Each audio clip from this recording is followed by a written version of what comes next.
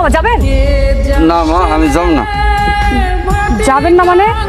আচ্ছা ঠিক আছে, যাবেন না বুঝলাম, কিন্তু আমাকে দেখে আপনি মুখ লুকালেন কেন? এমনি আপনি বললাম না যাব না, আপনি অন্য রিক্সা দিয়ে যান। এমনি মানে?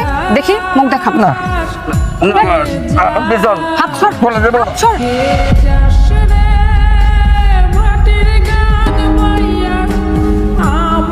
বাবা আপনি আপনি এভাবে রাস্তায় রিক্সা নিয়ে কেন নামছেন?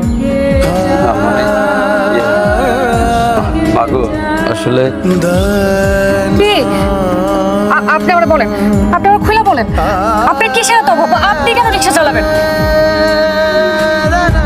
আসলে আসলে মাগো মাগো তোমার কাছে জোড়া করে অনুরোধ করছি মা, আমার পোলারে তুমি এই কথাটা কইও না, পোলার খুব কষ্ট পাইব। বাবা আপনি আমার মাফ করে দিয়েন, কারণ আপনার ছেলের আমি এই কথা না বলে থাকতে পারবো না। আপনার ছেলের যদি আমি এই কথা না কই, আপনার ছেলে যে কত বড় অন্যায় করতেছে, পাপ করতেছে, এটা তার জানা উচিত। সে যদি না জানে তাহলে ভুল কোনোদিনও বুঝতে পারবো না। তার সাথে সাথে আমারও অনেক বড় পাপ হয়ে যাব। আমার তারে বলতে হবে আমার মাফ করে দিয়ে। বৌমা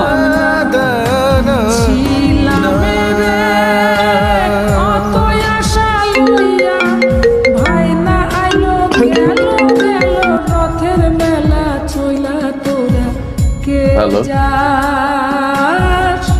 আজকে তোমার বাবার সাথে দেখা হয়েছিল।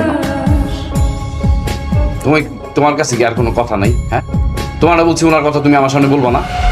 বাহ, কি অকৃতজ্ঞ ছেলে তুমি। তোমার বাবা তোমাকে এত কষ্ট করে বিদেশ পাঠাইলো, আর আজকে তুমি তার নাম নিতে নিষেধ করতেছো, তার কথাই শুনতে চাইতেছো না।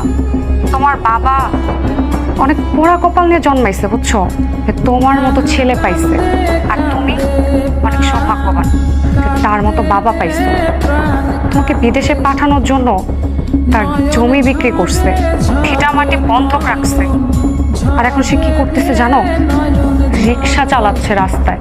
কি বলতেছো তুমি? হ্যাঁ, আমার বাবার টাকা আমি বিদেশ গেছি মানে? বিশ্বাস না হলে খবর নিয়ে দেখো, নিজের বাবার প্রতি দায়িত্বশীল হোক। Hello hello